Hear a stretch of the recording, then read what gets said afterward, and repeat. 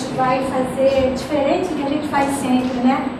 Não é comum a gente trazer material assim, audiovisual, né? Mas hoje a gente resolveu fazer isso porque o nosso tema é referente à primeira parte do Livro dos Espíritos. E essa é uma parte que geralmente as pessoas assim temem um pouco.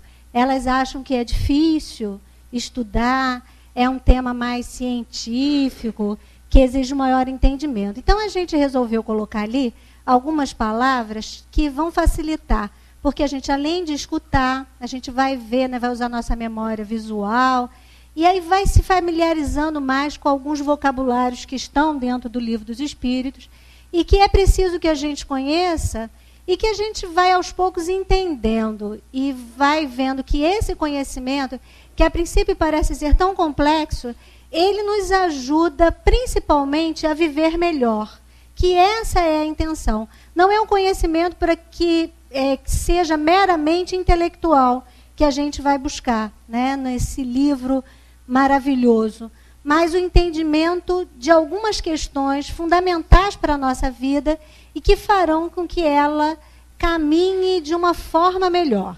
Então vamos lá, o nosso assunto hoje é a vida e a morte. E começamos com ele. E essas são referentes à pergunta 68 e à pergunta 70 do Livro dos Espíritos.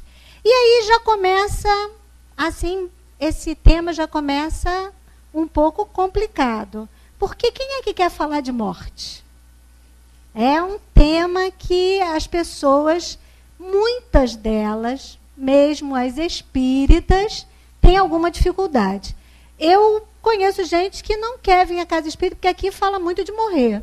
E aí, morrer é bom nem falar. Cruz credo, vê isso para lá. Assim,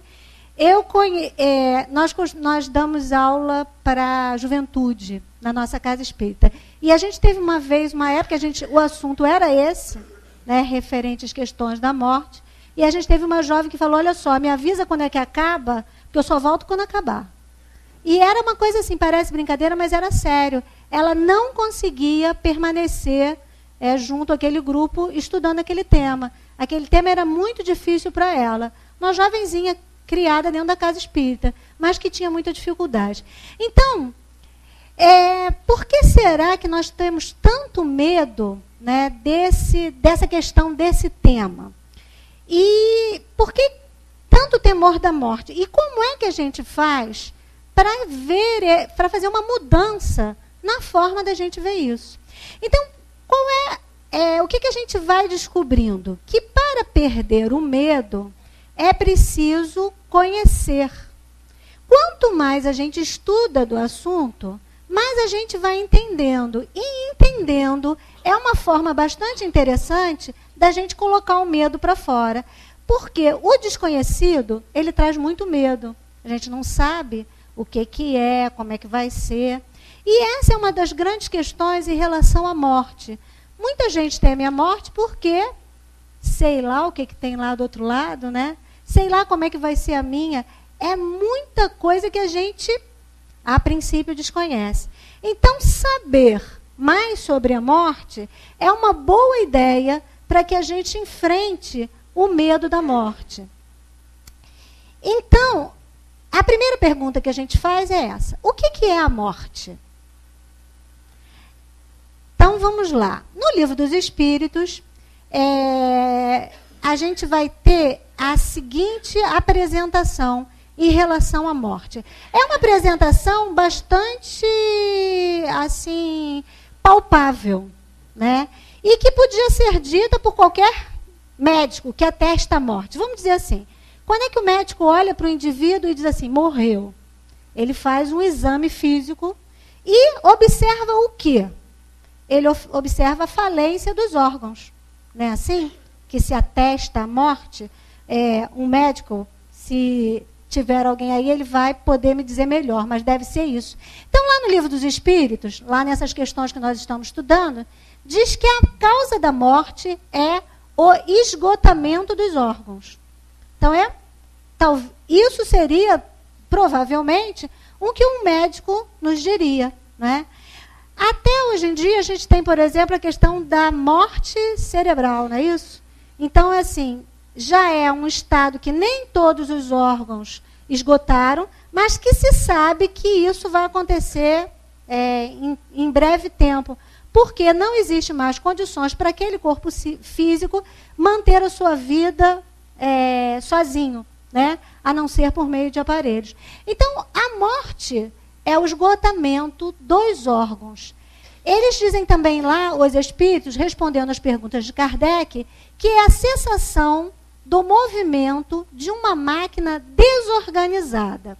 Então, o que quer dizer isso? Esse esgotamento dos órgãos, ele vai acontecer quando existe algum problema nessa máquina que é o nosso corpo.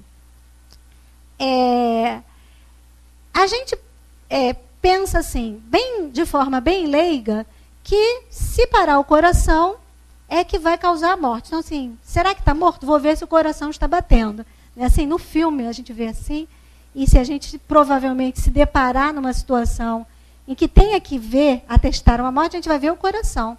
Mas não é só o coração que pode fazer esse cessar da vida. Porque os órgãos todos, essa máquina tão perfeita, criada por Deus para nos servir, que é o nosso corpo, ele é uma máquina que deve trabalhar em harmonia. E qualquer peça que falte, sendo uma peça importante dessa engrenagem, pode nos causar a morte. Então, a gente sabe que vários órgãos são órgãos vitais para o ser humano. E falhando um deles, todos os outros ficam comprometidos. Então, o nosso corpo realmente é como uma máquina harmoniosa, criada por Deus e tão perfeita, né? Com tantas funções e com tantas possibilidades de comunicação, de interação com o outro e com o meio ambiente. Essa máquina tão harmoniosa, se entrar em uma situação, né, de falha de alguma de suas engrenagens, ela vai falhar. Porque a gente faz essa analogia do corpo à máquina, a gente vai ver também que para essa máquina funcionar, ela não só precisa estar em perfeitas condições, o nosso corpo físico, como ela precisa ser alimentada de uma energia. E essa energia, dizem os espíritos, é o princípio vital. O princípio vital é a causa da animalização da matéria. Então, o que a gente entende disso aí? O nosso corpo material, ele só tem vida porque ele recebe esse princípio vital. Então, é o que dá vida. Então, todos os corpos orgânicos, eles são envolvidos pelo princípio vital. É isso que vai tornar o corpo orgânico. O que a gente tem na Terra? Corpos materiais, orgânicos e inorgânicos. Aqueles que têm vida e os que não têm vida. Os corpos orgânicos, eles ganham a vida, né, por causa do princípio vital. Esse princípio vital tem a sua fonte no fluido universal. O fluido universal é a matéria básica que forma todas as coisas, dizem os espíritos. Dizem até que os cientistas agora estão descobrindo um elemento básico. Eu não sei nada disso, nem vou me atrever a falar. E também não é o nosso caso, assim, nesse estudo aqui, uma profundidade, mas vocês veem, eu tenho certeza que muitos já viram, que os cientistas estão descobrindo que existe aí uma matéria básica. É interessante, porque é muito parecido com o que os espíritos falaram lá no Livro dos Espíritos, de 1857, quando Kardec escreveu o livro, já estavam falando de alguma coisa que me parece é bem semelhante. Então, a gente vai vendo que a ciência vem chegando e vem, nem é comprovando o que os espíritos diziam, mas complementando e assim ampliando o nosso entendimento. Porque à medida que a ciência vai estudando e vai trazendo informações, a gente entende melhor. O Livro dos Espíritos vai falando algumas coisas, a gente fica assim. E agora a gente vai poder, com certeza, comprovar e ampliar o nosso conhecimento sobre essas questões. Mas é importante que vocês saibam que existe esse fluido universal, fonte de todas as coisas, e que desse fluido universal a gente sai o princípio vital, que é o que dá vida, animalização a matéria. Muito bem. E como é que funciona isso? Então, você estava falando, então, assim, Rosane, a morte, a causa da morte é o esgotamento dos órgãos. Mas o que dá vida é o princípio vital. Então, peraí, se não tem princípio vital, não tem vida, então como é que os órgãos? Confundiu tudo. Então, vamos explicar como é que funciona esse princípio vital dentro do funcionamento do nosso corpo, né, que é feito de matéria. Como é que funciona isso? A gente pode pensar na ideia da máquina. É uma ideia bastante interessante, porque a gente podia fazer assim, uma analogia e dizer o seguinte: a máquina é a engrenagem, o corpo é a engrenagem, tudo que são as pecinhas da nossa máquina. E o princípio vital é o que faz a máquina funcionar. No caso de se fosse um aparelho elétrico, é a eletricidade. Então, a gente precisa de eletricidade para fazer a máquina funcionar. Toda aquela engrenagem, sei lá, um aparelho elétrico simples, um liquidificador, ele tem lá a engrenagem. A engrenagem pode estar perfeita. Ele só vai funcionar quando eu ligo na tomada e aciono o botão. Não é isso? Aí ele funciona. Muito bem. É a eletricidade que leva aquela máquina a funcionar. Mas o que acontece se o motor queimar? Se o motor queimar, tem eletricidade na máquina? Sim. Mas a máquina funciona? Não. Eu posso ligar na tomada, eu posso ligar o botão, mas a máquina não funciona. Então, por isso que a causa da morte é o esgotamento dos órgãos. Mas o que dá a vida é o princípio vital. Porque o que faz funcionar é a eletricidade. Mas essa eletricidade precisa encontrar uma máquina perfeita. Então, o que vai? Isso explica para a gente algumas coisas, porque a gente não entende muito bem. Quando tem algumas questões em relação assim, mas olha só, a gente não morre só quando é a hora? Então, será que a gente tem assim uma quantidade de fluido vital que é para a nossa vida toda? Então, por que a gente morre antes da hora? Pode morrer antes da hora? Eu ouvi dizer que pode, porque se não pudesse, ia ser uma beleza. Ficava todo mundo, diz que tem aí um estado que é os espíritos que conseguem viver tudo que eles programaram para viver. André Luiz diz que eles são os completistas. Olha, esses é uma maravilha, porque eles chegam lá no plano espiritual super bem, porque eles programaram viver e viver exatamente o que tinham programado. São chamados espíritos completistas. E diz que é muito bom para o espírito, lá do outro lado, chegar nessa condição. Agora, diz que poucos chegam. Então, se pouca gente chega, então esse negócio então quer dizer, olha só, que pode morrer antes do tempo. Pode. Não deveria, mas pode. E pode por quê? Pelo mau uso que a gente possa fazer da nossa vida na Terra. O mau uso do nosso corpo. O pouco cuidado que a gente tem com essa máquina que é o nosso corpo físico. Então, se eu estrago a máquina, eu impeço o princípio vital, apesar de presente no meu corpo, de fazer com que esse corpo funcione. A gente está entendendo bem? Parece enrolado, mas olha só, não era tanto, né? Então, esse princípio vital, ele é bastante importante na nossa vida aqui na Terra. Aí o Livro dos Espíritos vai explicando algumas coisas que são bastante interessantes. Ele fala princípio vital, fluido vital.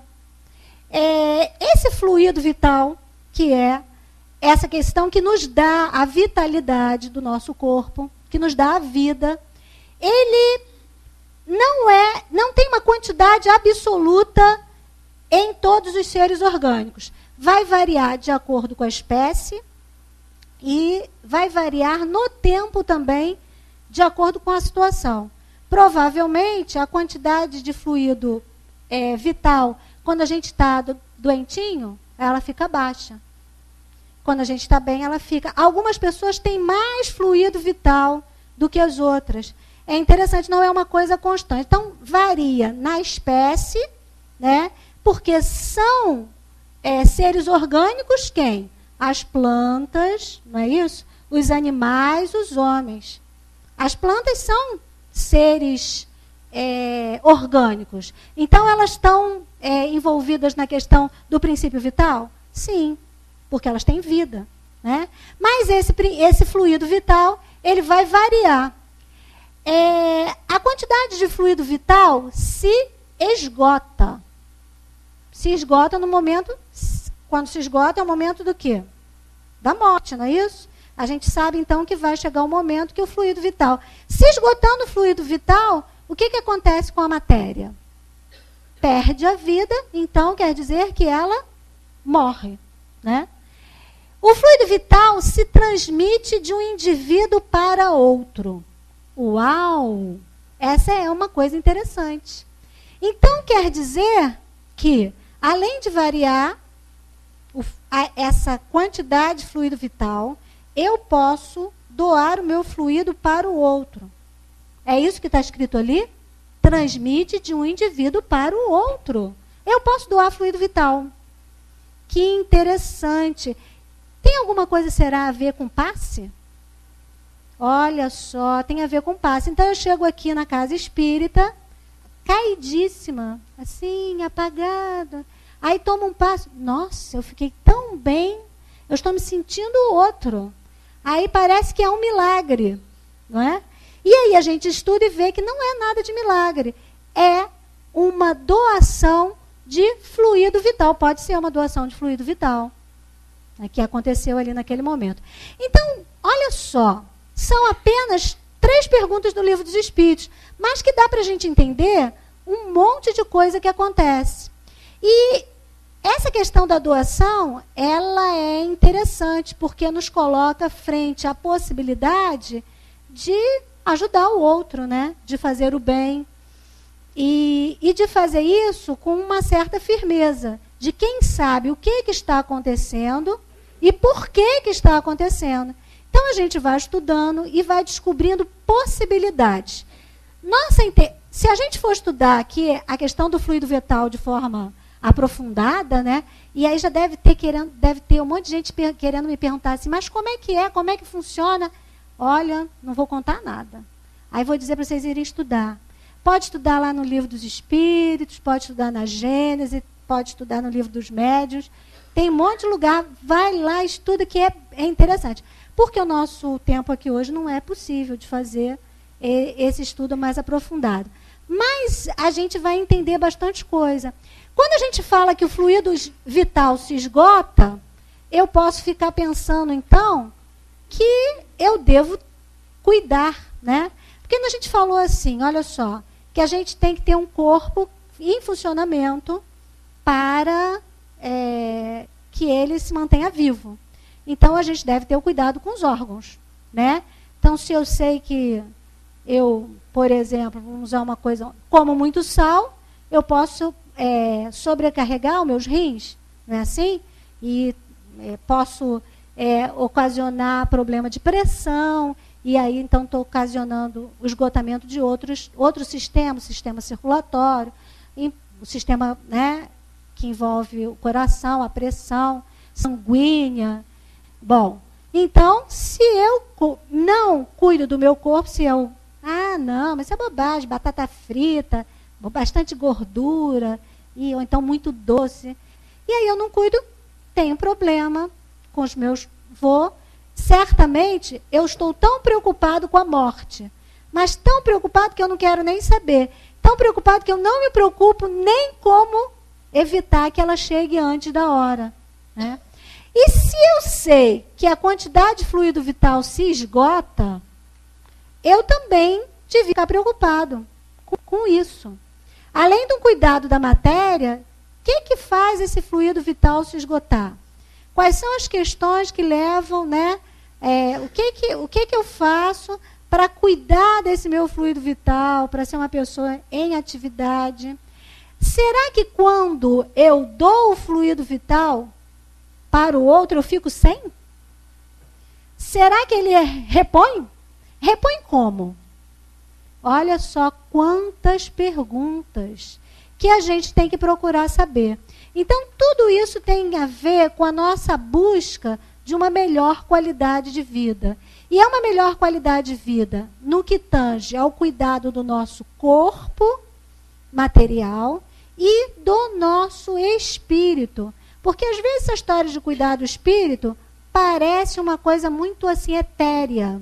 Mas a gente vai estudando e vai percebendo que quando a gente fala de cuidar do espírito, quando a gente fala de tomar um passe, quando a gente fala de fazer uma prece, quando a gente fala de fazer caridade, não é uma coisa que não tem a ver com a matéria. Porque tem um efeito que é um efeito direto no nosso corpo material. Ele vai refletir isso dentro do nosso corpo material. Por causa dos fluidos que a gente movimenta através do nosso pensamento e da nossa vontade.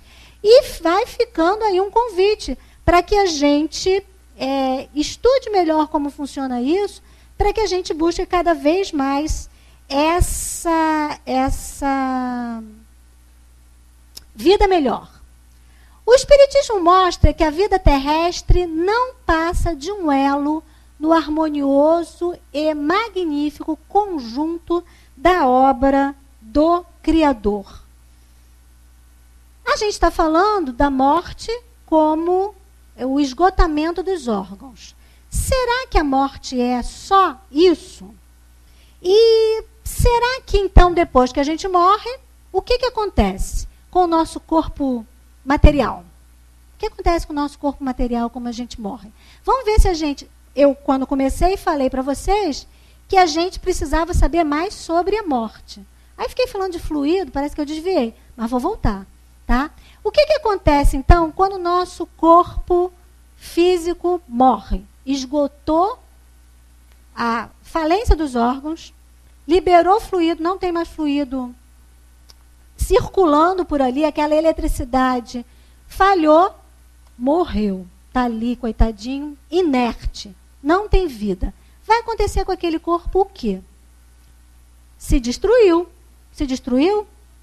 Que nada, não destrói. Ele fica ali, sem vida, porém, ele, na verdade, a gente usa assim, diz que morreu.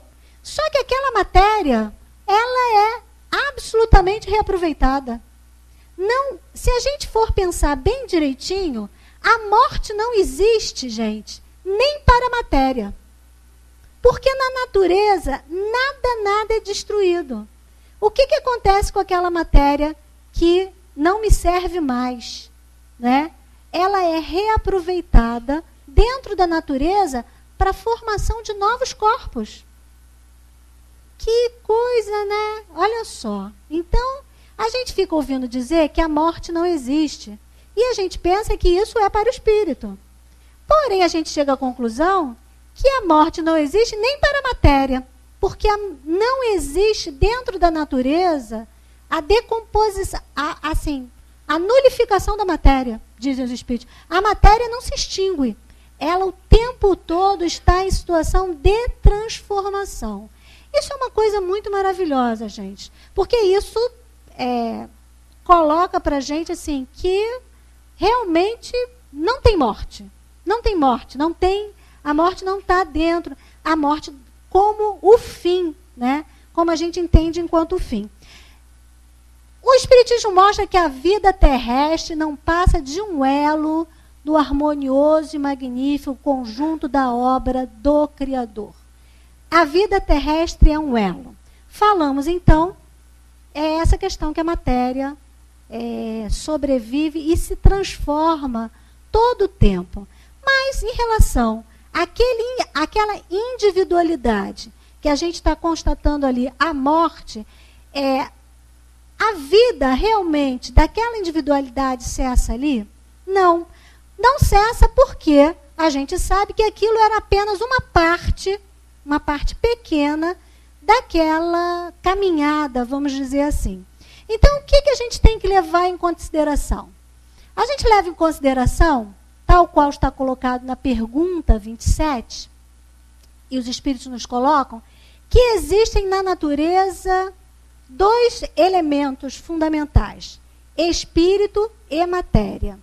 Eles dizem assim, é uma coisa que eu acho muito bonita, eles dizem assim, espírito e matéria e, acima de tudo, Deus, a trindade universal. É bonita essa ideia, né? Então, existem 2 elementos básicos no universo, espírito e matéria, e Deus, que é o Criador de todas as coisas. Se existe espírito e matéria, quando a gente está falando de morte, a gente constata, então, a morte do que é material. E o que acontece com o espírito?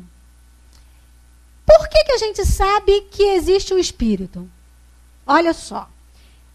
Vamos ver se a gente faz um raciocínio. Existia um corpo físico que tinha vida. Tinha vida porque tinha o princípio vital, né? Era envolvido no fluido vital. E ele tinha vida. Agora, ele tinha vida e quando ele morre, olha só, eu estou aqui, estou viva. Todo mundo tem essa certeza.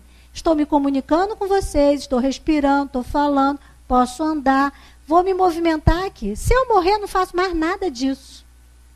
Esse ato que eu pratico, olha, estudei bastante para vir aqui falar com vocês, se vocês querem saber. Estudei, né? A gente tem que estudar direitinho. Preparei, tive que fazer uma série de ações, né? Para fazer. Esse corpo aqui, se não tivesse vivo, ele não ia fazer nada disso. O meu corpo ia ficar lá no caixãozinho, né? Debaixo da terra, ou então esperando, não ia fazer nada disso. Morto, ele não tinha essa capacidade de ação. O que significa tudo isso que a gente faz? Isso é produto de quê? Quem faz isso? É o meu corpo? Não. Porque eu posso ter o corpo e ele não ter a capacidade de fazer nada disso. Então, alguma coisa dá a capacidade desse corpo de fazer tanta produção, né? Então, o que os espíritos dizem é que todo efeito tem uma causa. Todo efeito inteligente, então há de ter uma causa inteligente. Com isso, eles dizem que não é possível, a gente pode provar a existência do espírito por esse raciocínio. Alguma coisa há de dar inteligência a esse corpo. Alguma coisa é responsável por tudo que se faz. Alguma coisa é responsável pelo estudo que eu realizei, pelo que eu estou aqui, pela minha vontade de estar aqui, trazendo esse assunto para vocês. Então, esse efeito inteligente que existe nos corpos é o espírito. Por isso, eles classificam os seres de 3 formas. Porque a gente falou no início que a gente tinha os seres orgânicos e os inorgânicos, não é isso? E dentro dos seres orgânicos, o que diferencia? Um que tem o princípio vital e o que não tem. Matéria, seres inorgânicos. Matéria mais princípio vital, seres orgânicos. E matéria mais princípio vital, mais inteligência. Olha só, é uma terceira classificação. Eles classificam os seres dessas 3 formas lá no Livro dos Espíritos. Então, a existência do espírito, tá, é provada pela análise do efeito que esse espírito produz, né, dessa causa inteligente. O princípio espiritual é o corolário da existência de Deus. Vamos ver o que ele está falando sobre isso. Se não tivesse a inteligência, tudo fosse matéria, paradinho, Deus ia reinar sobre o quê? Essa é a pergunta que se faz. Será que qual a razão de Deus existir, de tomar conta num universo parado? Diz assim nesse texto, Deus seria como o rei que reinasse sobre as pedras. Parece que não, né? Parece que não é interessante a gente imaginar a existência de Deus sem a existência desse princípio inteligente. E, por sua vez, a ideia da perpetuidade do ser espiritual, ela também tem a ver com a questão da existência de Deus, da crença da existência de Deus. A gente já reparou que, geralmente, os materialistas são ateus? Você não acredita na existência do Espírito e na existência de Deus. É uma coisa que, geralmente, ela está ligada, né? Porque isso, pelo menos, a gente pode não concordar, mas é coerente. Por quê? Se a gente acredita que Deus é um ser justo e bondoso, da existência de Deus como ser supremo, justo e bondoso, Aí tudo bem, criou o espírito para viver aqui nessa existência, acabar e se finir. Sofreu, uns sofrem, outros não sofrem. Isso, a falta, né, da ideia da perpetuidade do ser espiritual, ela não traz, ela não combina com a questão da existência de Deus. Não é uma coisa que a gente possa pensar nesse Deus que a gente crê bondoso, amoroso e que favorece aos homens, né? Então, pensando que essa existência ela é muito pequena e que aqui a gente sofre e aqui a gente vive uma série de dificuldades, nos leva a crer, pela nossa lógica, que deve existir alguma coisa. Essa crença ela é tão firme que ela está presente em todas as culturas, ela é uma coisa desde todos os tempos, inata no homem. Se existe, então, uma vida depois da morte, se existe uma continuidade desse ser espiritual que existe, que eu sou, né? Na verdade, não é nem que existe em mim, é que eu sou. Se existe uma continuidade, então a gente pode estudar a morte sobre um outro aspecto. Vimos que, cessada a vida orgânica, né, com o término da vida orgânica, o corpo entra em decomposição.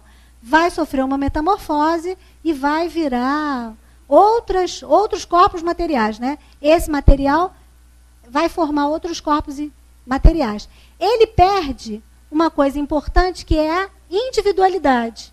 Ele se perde, não é? Ele volta para a natureza. E formando outros corpos, ninguém vai saber onde é que está aquele pedaço do ser que a gente foi, ou do ser que aquele corpo pertenceu. O que acontece de diferente com o princípio espiritual é que após a morte, ele não perde a individualidade, ele permanece. Então é por isso que eu digo bem firme que não morre. Então, para esse ser espiritual, a morte não existe, né? Se para a matéria a gente viu que a morte, tá bom, a gente pode até considerar que existe, depende do que a gente estiver chamando de morte, mas na verdade desaparecer ela não vai, tá? Mas se eu posso dizer isso para a matéria, para o corpo espiritual, para o princípio espiritual, eu afirmo com certeza, ele não só não desaparece, como ele mantém a sua individualidade. Então vamos ver lá como é que funciona isso. O progresso é a condição normal dos seres espirituais e a perfeição relativa, o fim que eles devem atingir. Isso está colocado na Gênese. Esse princípio espiritual é criatura, criada por Deus com o fim de chegar a uma perfeição relativa e que está em permanente situação de progresso. E é por isso que ele não desaparece com a morte. E é por isso que essa vida aqui na Terra é apenas um elo desse caminhar que esse espírito tem que fazer. O espírito é criado, princípio básico que está lá na Livro dos Espíritos. Os espíritos são criados todos iguaizinhos, simples e ignorantes. Todos iguais, comprovando a justiça divina. E aí começam o seu caminhar, né? Começam o seu caminhar.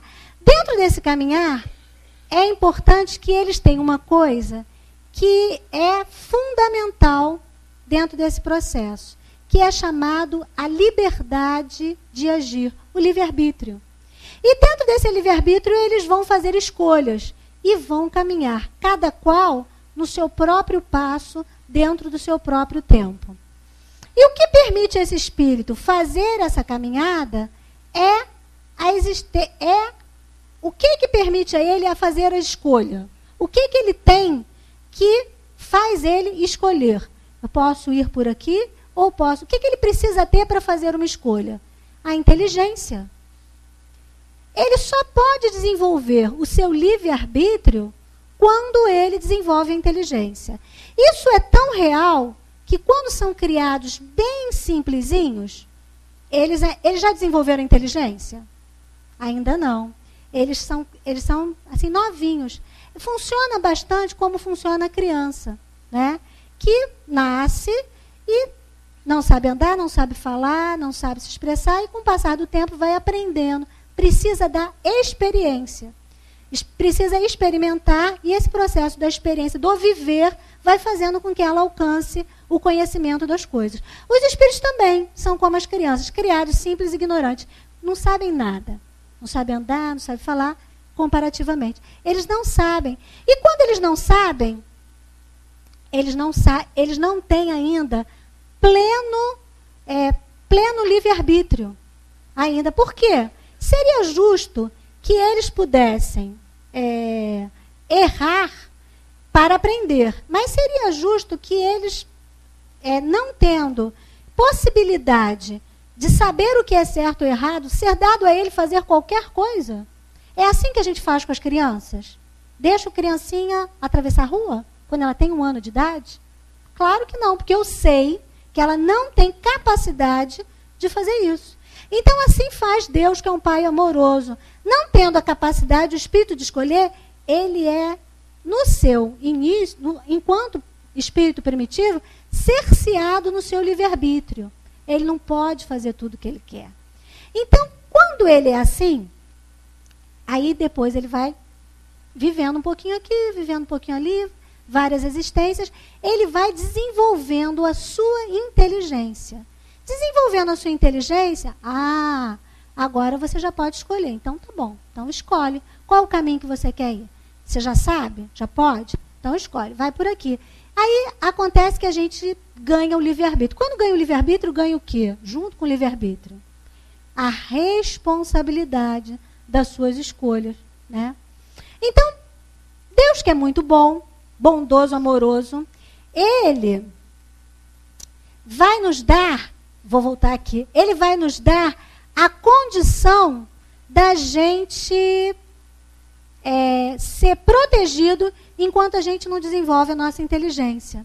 Então, o que ele dá para a gente? Ele dá para a gente o instinto. O instinto é uma inteligência dos espíritos primitiva. Está lá na pergunta 7.1. O instinto é uma espécie de inteligência. É uma inteligência sem raciocínio.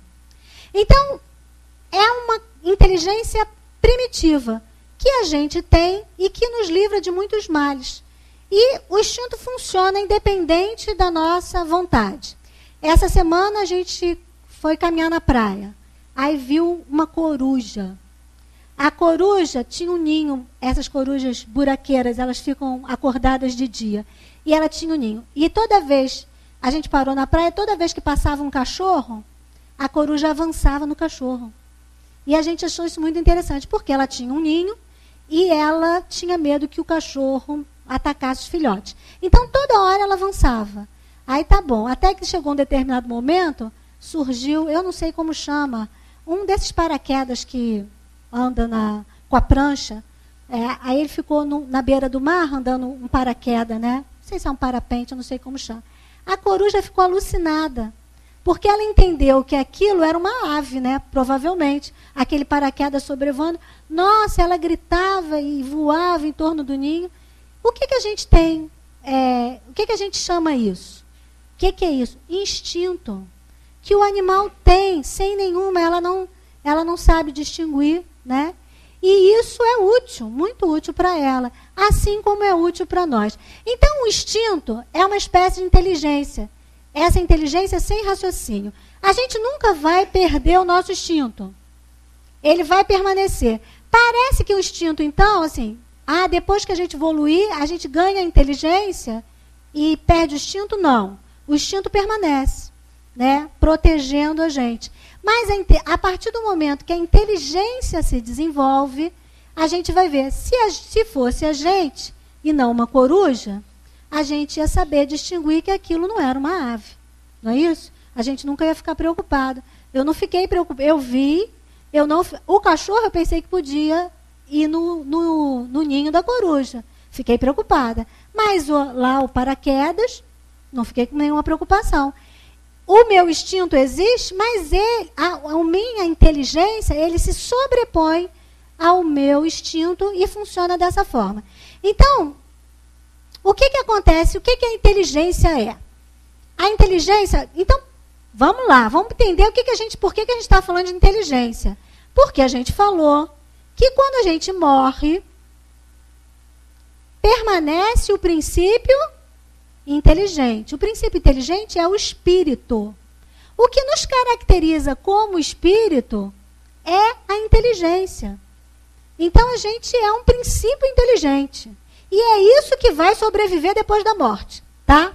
Então, a inteligência é uma faculdade especial, peculiar a algumas classes de seres orgânicos e que lhes dá, como um pensamento, a vontade de atuar, a consciência de que existem e de que constituem uma individualidade, cada um, assim como os meios de estabelecerem relações com o mundo exterior e de proverem as suas necessidades. Então, nós somos tudo isso aí, seres inteligentes, que temos consciência da nossa individualidade. Eu sei que eu sou eu não me confundo com os outros, né? E que me dá a vontade de atuar e que me dá a possibilidade de estabelecer relação com o mundo exterior e de prover as minhas necessidades. Então, eu sou esse ser aí, de inteligência e que me relaciono com o mundo. Esse ser individual, ele sobrevive à morte. É isso daqui que a gente é, que garante que a gente, depois da morte, a gente permanece. Como é que a gente pode, então, visualizar essa questão?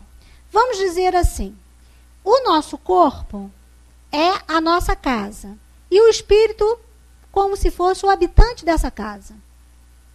Então, essa é a percepção que a gente deveria começar a se modificar, porque, na verdade, estando encarnados na Terra, a gente se confunde muito.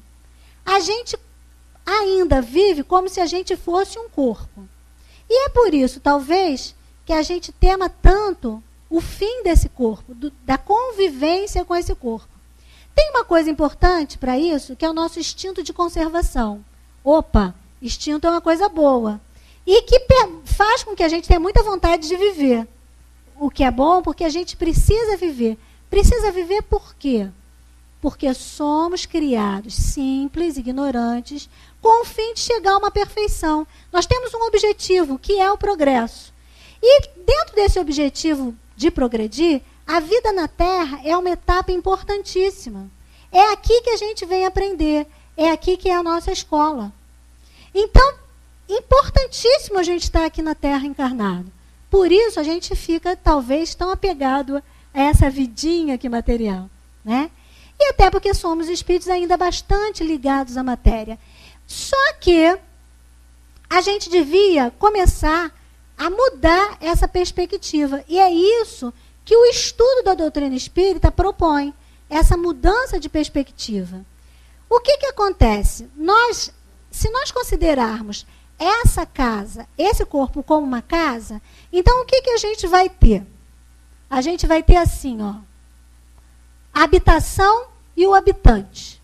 A casa, a habitação é o nosso corpo, o habitante é o espírito, né? O que vale mais? O que vale mais? A casa ou o habitante? A gente deve cuidar da casa? Com certeza, não vou morar onde? Vou ficar sem teto, né? Vou ficar sem teto. Então, a gente tem que cuidar da casa bastante. Mas nós somos a casa? Nós somos o habitante da casa. Quem pode cuidar da casa? Ora, quem vai cuidar da casa tem que ser o habitante. É ele que vai morar lá. Quer que o outro cuide? Não tem graça, né? Eu que moro lá, eu que tenho que cuidar. Então, essa é a questão. E, destruída a casa, o que resta ao habitante? Se mudar, né? Vai se mudar para outro lugar. Se tiver uma outra casa. E aí é que tá. Quando a gente vai, se a gente vai para o plano espiritual, é melhor a gente cuidar de fazer uma casinha lá, para a gente ficar. E como é que é essa história de fazer uma casinha? Então, o que acontece? A gente fica muito preocupado. Então, essa aqui, voltando à questão da morte.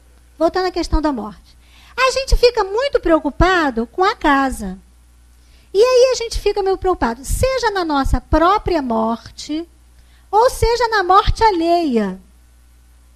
E aí a gente vê a casa, uma casa destruída não é uma coisa boa, né? Morou lá tanto tempo, a gente se apega à casa, esse que é o problema. A gente mora muito tempo na casa, quanto mais mora, mais se apega. Aí a casa vai ficando velhinha, caída, a parede caindo, não sei o quê. Tem uma hora que ela fica tão velha, que não dá nem para fazer reforma. Então, na verdade, a casa vai ficando velha, eu remendo aqui, ajeito dali, faço, né, um remendinho e vou tentando levar a situação. Mas se chega do momento que a casa está tão velha, só resta derrubar, gente. Mudar para outro lugar. É isso que acontece. Na verdade, é exatamente essa situação que acontece. A nossa casa, naturalmente, nos serve por um tempo e chega a hora que a gente tem que mudar de casa. E isso também acontece com aqueles que estão ao nosso lado. E a gente quer que ele fique ali, naquela casa velha, caindo aos pedaços. Olha só, se fosse, na verdade, na realidade, né? E se a gente visse um filho nosso, uma pessoa querida nossa, que morasse numa casa toda velhinha, que não estava servindo mais, goteira para todo que é lado, e aí se a gente visse que ele ganhou uma casa novinha, nossa, a gente ia ficar muito contente, vai ficar muito melhor. E quando acaba, a gente fica triste, quando o companheiro tem que mudar de casa. E a gente também fica com medo de mudar de casa. Apego à matéria, não é isso? Quem fica apegado àquela casa velhinha, a gente diz, apego à matéria. E assim a gente fica muito presa ao nosso corpo físico. Vamos pensar no nosso corpo como a nossa habitação. Nós somos o habitante, o corpo é a nossa habitação e nós somos o habitante desse corpo.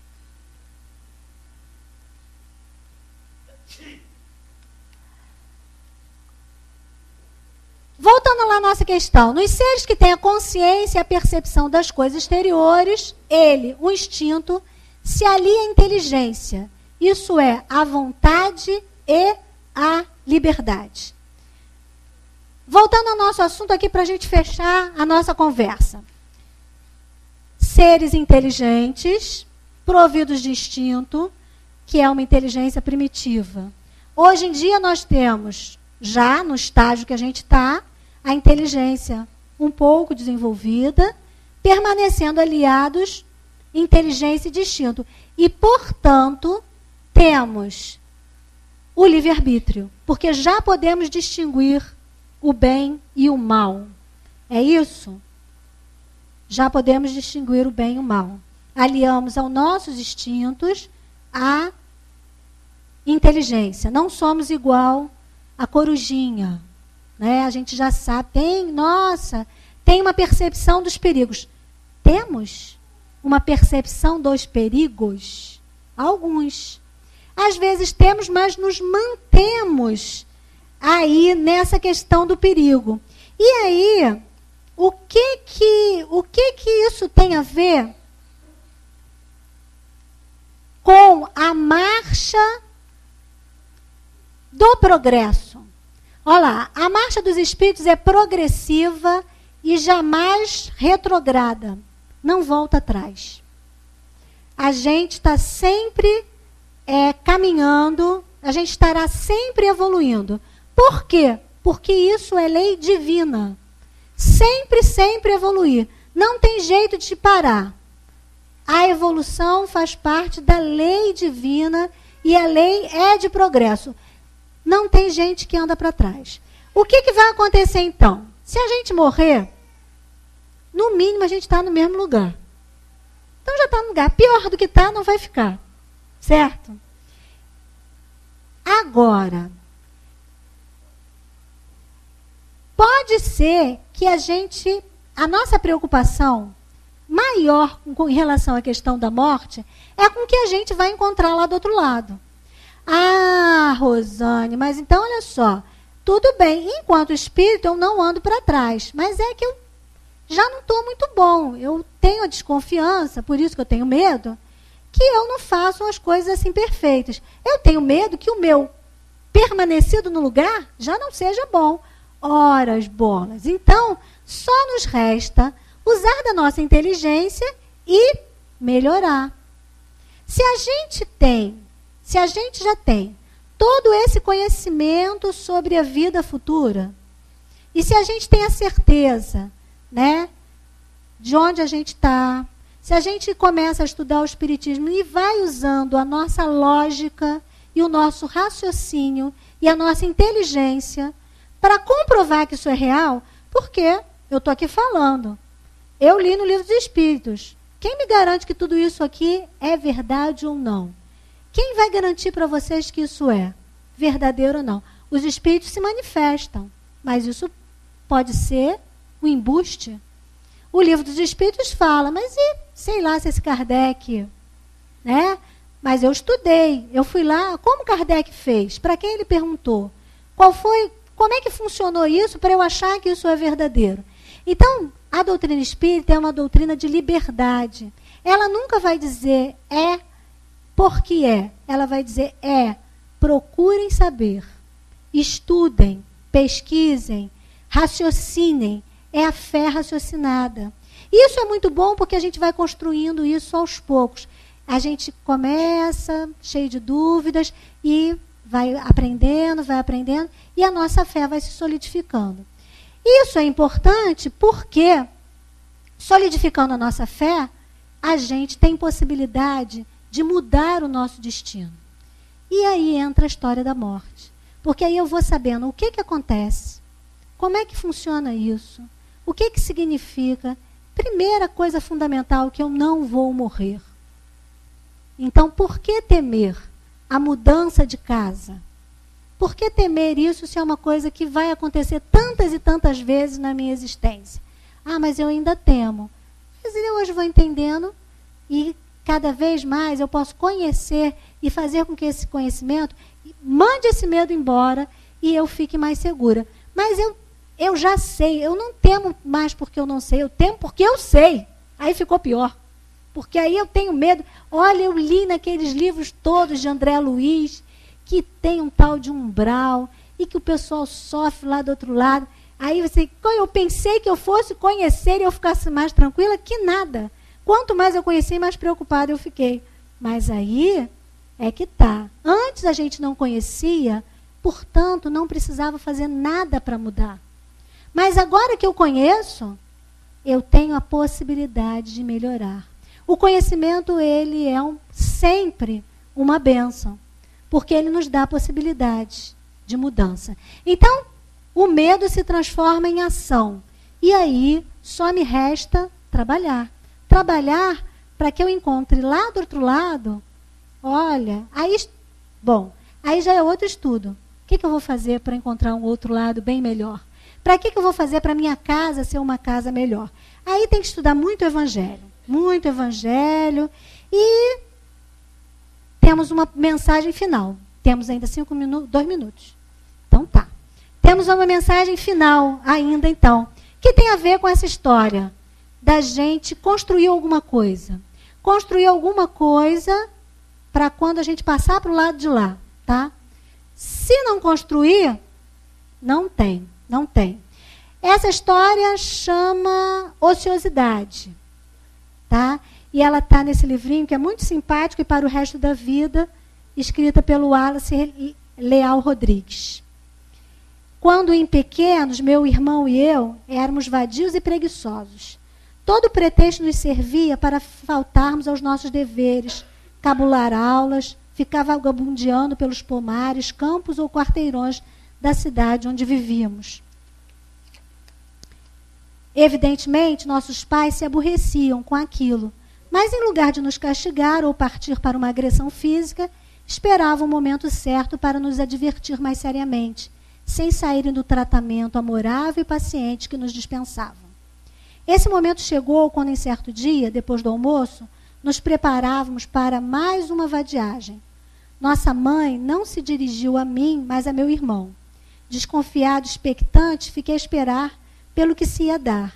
E seu tom de voz habitual e como se ocasionalmente ela disse: meu filho, será que você me poderia fazer um favor? Pois não, mamãe. Eu percebi que meu irmão também não estava seguro do que ia se dar. Mamãe prosseguiu: eu gostaria que você fosse até aquele terreno baldio e viesse me contar o que existe ali. O terreno ficava quase em frente à nossa casa. E nós o conhecíamos muito bem, pois servia aos nossos constantes lazeres. Entretanto, mesmo assim, ele atendeu e poucos minutos depois voltava. Mãe, ali só existe lixo e porcaria. Metais enferrujados, papéis, vidros quebrados, arames, garrafas, nada que se aproveite. Como se não tivesse ouvido a última observação, mamãe perguntou: mas não haverá uma serventia para aquelas coisas? Ah, mamãe, está claro que não. Voltando-se para mim, ela pediu: agora você, meu filho, vá até o portão do jardim e venha me contar o que existe nos outros terrenos. Aquilo também era claro, mas como meu irmão, obedeci e voltei logo dizendo: nos outros terrenos há casas, pomares, jardins. Que coisa, disse a mãe pensativa. Por que será que se acumularam tantas coisas inúteis no terreno baldio? Eu e meu irmão, triunfantes, respondemos quase que ao mesmo tempo: ora, mamãe, porque ele está vazio. Pobre terreno, exclamou mamãe. Não sendo aproveitado para nada, transformou-se em depósito de lixo. Isso dá o que pensar, pois é como os dias de nossa vida. Se não soubermos aproveitá-los, vão enchendo de coisas inúteis. A vida ociosa é como um terreno baldio. Recolhe de tudo que é ruim e imprestável. É por isso que na vida do homem trabalhador, que sabe encher bem os seus dias, não há lugar para os vícios, maldades e enganos de qualquer espécie. Mamãe não tinha terminado ainda de dizer, e eu e meu irmão já nos entreolhávamos rubros de vergonha. E escusado dizer que nos modificamos. E ao longo dos anos, em diversas circunstâncias da vida, quando se nos apresenta qualquer oportunidade para ociosidade, nos lembramos daquele terreno vazio, cheio de papéis velhos, cacos de vidro e lixo. Tudo inaproveitável. Então, que essa pequena história nos ajude e que a gente possa não transformar dessa nossa existência um terreno baldio onde só se acumulem coisas inúteis e que não vão ter nenhuma serventia quando a gente chegar lá do outro lado. Que o nosso Senhor Jesus nos ilumine, nos guarde hoje e sempre.